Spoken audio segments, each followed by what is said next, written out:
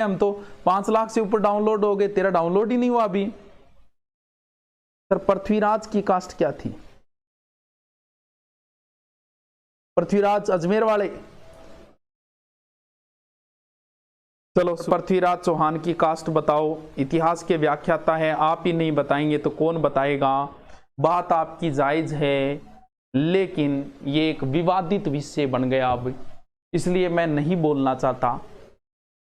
भाई ठीक है, इस पर दावा किया है कि पृथ्वीराज चौहान गुज्जर थे, और ऐसा पृथ्वीराज रासो के 1-2 ग्रंथ में गुज्जर सम्राट नाम आया है, इस आधार पे हुआ है। लेकिन मैं इस पर चर्चा नहीं करना चाहता, बिना मतलब विवादित बात नहीं लेना चाहता।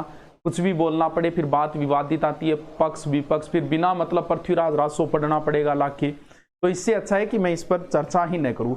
ये एक भारतीय था, बस इतना ध्यान रखो। देश के लिए गया था गोरी से लड़ने के लिए। क्या फर्क पड़ता है कि आप उसे किसी भी जाति का कह दो।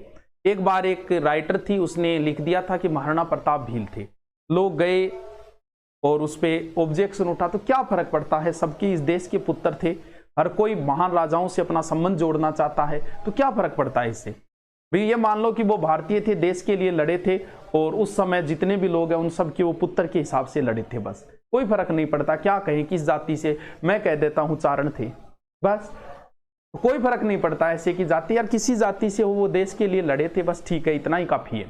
चलो हाँ, सर आपका जीके इतना स्ट्रॉन्ग कैसे है? हमने बहुत रातें काली की है, बहुत किए, पढ़ाई के अलावा कुछ किया ही नहीं जिंदगी में।